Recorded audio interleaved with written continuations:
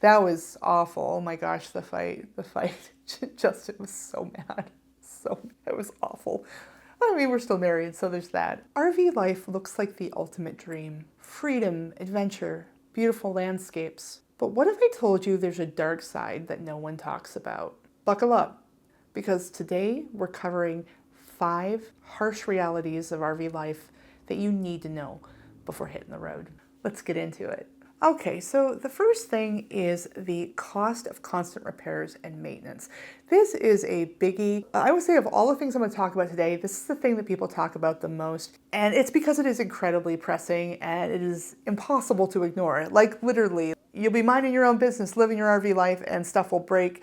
And it'll be an incredible hassle to figure out how to fix it yourself, to find the parts, to find somebody to fix it for you, to find a shop willing to take it in. It can be a real nightmare. There's a few different ways people tend to offer advice. They'll say, oh, well, buy new, you'll have a warranty, it'll be better. The reality is that basically when people build them, they'll be building them fast, getting paid per unit, and these will be teams of people that will have varying levels of skill. You might get a unit that's great and put together really well, or you might get one that was just tossed together really fast and has a bunch of typos in it that are basically birth defects for your RV. We found a couple of typos in ours, essentially, but we were handy enough when we were looking for them that we fixed quite a few out of the gate, which was helpful. Something else people will say is that, okay, well, it's all pandemic era RVs. Those are the crappy ones, and older RVs have way fewer problems. But I have actually heard from people that this is not always the case. There are plenty older RVs that have issues that were made before the pandemic.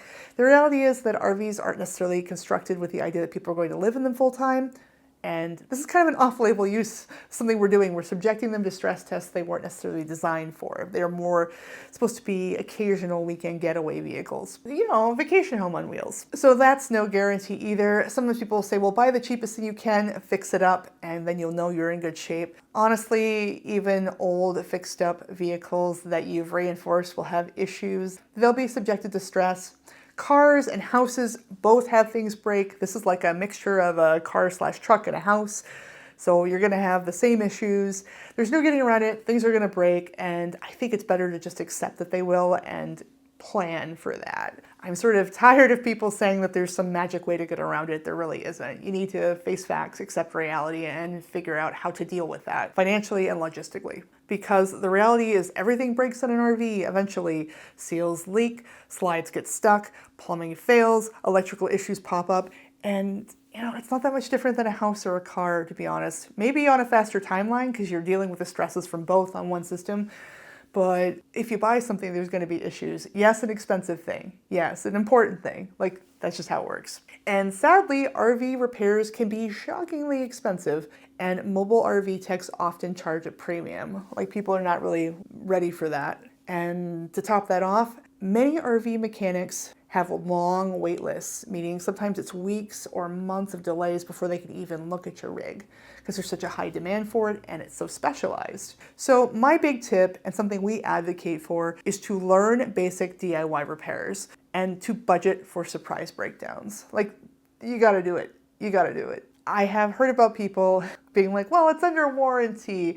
I am not going to put a little rubber cement and fix peeling paper off the wall, something small and easy like that you just do yourself. They're like, it's under warranty, they should fix it. And then meanwhile, they have it waiting for like 6 months getting lot rot because of the principle of the thing. No, if it's small, take care of it yourself, learn what you can. Like, seriously. Justin actually did a really good video on the tools that he brought with us in our Class C when we were full-timing. If you want to take a look at it, the kind of stuff you need to get you started with some ideas, like a basic toolkit. So I will link that below as well. You can watch it after this one. So that's one dark spot. And I would say that's the one of all these that people talk about the most. Something that gets talked about less is loneliness and social isolation. So a lot of times people come with this expectation. I'm gonna come in, I'm gonna meet friendly campers, and I'm always gonna be surrounded by nature. But here's the thing, if you are full-time in an RV, if you're nomadic, if you're going around place to place, the reality is that moving constantly makes friendships hard to maintain. And if you're introverted especially, you'll struggle to find a sense of community on the road. And I found, as somebody that traveled where we would stay a week to a month somewhere, that when we were at certain campgrounds, there were long-timers that stayed there for years. and they had kind of a cliquey thing going with each other where the transients, the nomads, us, people who were there for a week or a month, we were outsiders. They weren't very welcoming. They didn't care to know us. Like I even went to some social stuff and it was really weird. Like I was just kind of off standing there. I tried to like talk to people because I'm pretty good. I like people. I'm pretty good at starting conversations and they'd be like, we don't know who you are. So that was really interesting to find that. I was like, oh, okay. It's something to bear in mind. And especially if you're traveling solo, you don't have a travel companion, it can actually get really lonely, especially if you're out in remote areas. Now, some people do not get lonely. I've heard this. Some people really thrive on being alone, and I am so jealous of you. I wish I never got lonely, but I do. So it's something to bear in mind. So my biggest tip here with all of this is something that I did, which was I got really involved in online RV groups, like online forums. And I also stayed in touch with my family and friends via things like chat programs and text messages and video calls. That helped tremendously. And another thing we did was as we swung through, we have friends all over the place because we've lived a bunch of places and we're from different areas ourselves. When we were near family or friends, we would make a point to meet up for dinner, to go shopping, to go see them, hang out with them. And that was really awesome. So definitely there are ways to build it in, especially if you have family or friends that are all over. Actually, one point, we went to Disney World, we lived there for a couple of weeks, and for one of the weeks, my mother, my brother, and my nephew flew down and spent some time with us in Disney World, so that was pretty fun. There are ways to do it, to meet up and have vacations with people, to stop by when you're in the area, that sort of thing. But you really have to think about it. You can't just coast. The next thing people don't want to talk about is the legal and parking nightmares. I have been talking to a shocking number of people who are sort of interested in van life and RV that are new to the journey, and they'll say things like, so I can park anywhere, right? And it's like, oh, no, honey, no. I don't blame you if you're under this assumption. A lot of times I feel like when we're doing videos as a community, we don't always do the best job of explaining this to people, to newbies, especially for focusing on the pretty stuff. But more and more cities are banning overnight street parking due to an uptick in RV dwellers. And I actually did a video about how a lot of Walmarts won't let you park there anymore. And part of that's because of city ordinances. I can link that below if you want to watch that and some of the strange experiences I've had where we couldn't even park to go shopping at one Walmart. They wouldn't even let the RVs in for daytime hours. Not only that, boondocking spots are also disappearing. Boondocking is when you dry camp without hookups. You just kind of park somewhere you don't have power, you don't have plumbing, that sort of thing. But part of why they are disappearing is people are abusing the free camping areas. So I can't exactly blame them, but it's not helping the lifestyle. It was pretty stressful. Some HOAs, towns, and even states have rules against living in RVs full time. It can get really dicey. So if you're not savvy about these things, if you're not aware, you can get unexpected fines and tickets, and it can be a huge headache. So my big tip is to always research state laws, city ordinances, and campground rules ahead of time. And like something like the Walmart parking situation, you can always call the store and talk to a manager and ask what their rules are. It can be store by store. You know, even chains that are friendly, usually they have a rule you have to buy something, and you should if there's a rule. But yeah, it can be a store-by-store basis, so definitely that's something you should research. When in doubt, ask, honestly. Like, that's a big thing in the RV life. When you have a question, just call and talk to somebody. Okay, so the next thing that people don't talk about enough is the stress of travel logistics. So people come in with this expectation, oh, you know, this will be really fun. This will be freeing. I can wander hither and thither. I'll just go wherever I want, whenever I want. Boy, that would be nice, wouldn't it? That would be nice. Now, you can go more places than you can if you have an apartment in a sticks and bricks, I'll tell you that. You can go places, but the reality is that campsites, especially in really desirable areas, will often book up months in advance. And driving a large RV can be terrifying, especially with low bridges and weight limits and gas station anxieties, trying to maneuver in, not get pinned in if you're towing. Like, oh boy, we've had some times. And not only that, but Google Maps isn't always RV friendly. In particular, low clearance bridges are a big threat. And on top of that, you got diesel prices and toll roads and even border crossings, which I also did a video about. I can link that you can watch as well. All of these add more complications into something that can already be pretty fraught as far as travel planning. So my big tip is to use an RV-specific navigation app. We use RV Life. It's been very good to us. It's never led us astray. And always book your major stops in advance. Justin and I we have a family Discord server that we use to communicate with each other, which I know, hella geeky, I get it. But we would research before travel days, we would put the exits where we were planning on either doing a rest stop or a fuel break.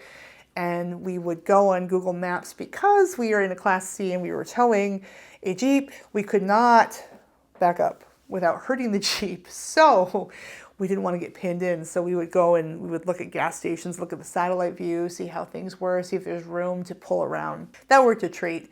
We never actually got pinned in at a gas station. I can't believe it. We did get pinned in one time in Montana at a campground, but that was because the map was wrong. We were trying to leave and we thought there was an outlet. That was awful. Oh my gosh, the fight. Justin was so mad. It was awful. I mean, we're still married, so there's that. And finally, probably the biggest thing that people really should talk about more, they're talking about it a little bit, but I feel like it really needs to be talked about more, is weather disasters and safety concerns. So a lot of people are like, oh, it'll be fine. I can chase the good weather. I can just go where the sun is and I'll never have to deal with bad weather when I'm an RVer. And oh, no. No. I actually recently did a video on how some of the more extreme winter weather patterns are making it more difficult for people to full-time RV, particularly people who are not 55 plus. I will link this below for you to watch after if you're interested. But, there are lots of things to think about. So it's not just the cold stuff, the snow, although that's a factor.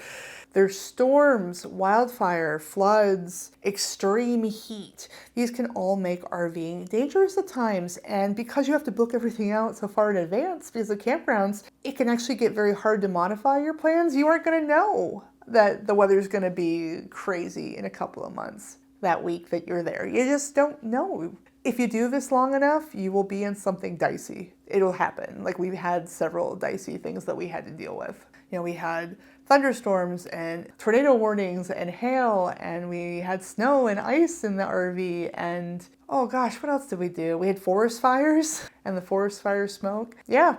I mean, that's normal. It's going to happen to you. And we also had high winds. We had times where there were dust devils down in El Paso coming back from Big Bend. It was really scary. People were pulling over. We were going really slow ourselves and we really considered just stopping. It was pretty bad. So in our case, we had the motorhome. We were towing the Jeep and it felt within tolerance, but if you've got a truck and you're overloaded and you've got like a big trailer on it that's really packed down and your truck is so-so or you're driving too fast, high winds can actually flip your travel trailer and you can have a world full of hurt. It can get really dangerous really fast. And when it comes to winter freezes, it's not just being comfortable or surviving it. Depending on whether you take proper precautions, things like heated hose, tank heaters, antifreeze use, you can actually crack your pipes and you can damage your plumbing. Like, it's no joke. It can get very expensive and annoying. Plus, campgrounds aren't always safe. I've actually watched and I noted a really popular YouTuber. She does some really good work on exposing some of the bad RV builds. Her name's Liz Amazing. She talked about in some videos that she has had multiple e-bikes stolen, and those things aren't cheap. They can be like $1,000 or more for an e-bike. And part of what had happened was that she had assumed that people who liked camping in the outdoors were going to be nicer in a way, more trustworthy. And that is not the case. Not only that, but campgrounds are not necessarily guarded or frequented, and you might have broke locals who just kind of look around for rich RVers to rip off, and then they go and they sell your bike down the road. Like, you're going to be in all kinds of places with issues economically, places that are targeting tourists. Like, I remember she was talking about how it was kind of a rude awakening for her that would happen, and I think that was very honest of her to share that, and I have seen that. In the wild, I've seen people get their bikes stolen and stuff because they didn't lock them up. I've been there actually when a neighbor got their bike stolen. He was kind of asking if we saw who had done it. We hadn't seen it. It happened while we were working or out or something. Not only that, but we actually had an incident where some neighbor children were stealing things from the campground and breaking things. Like, it's all sorts, you know? It's like anything else. There are good people, lots of good people, but there are also people that are not trustworthy, I'll put it that way. Well, I actually did a video on ways to stay safe, ways to protect your things while you're at campground, and ways to get your stuff back if it's stolen that I will also link in the description if you want to watch that. My big tip for all of this is to always have an emergency plan and to get good at reading weather apps and backup funds if you have to relocate because of weather. And as far as safety concerns, that's a long answer. Like I said, I'll link that video if you want to check it out. Look, I just want to be clear that RV life isn't all bad. It's still an incredible way to live, but knowing these downsides ahead of time and things you can do can save you a lot of stress. Anyway, it's been great talking to you as always. Thanks for watching, and I'll see you in the next video.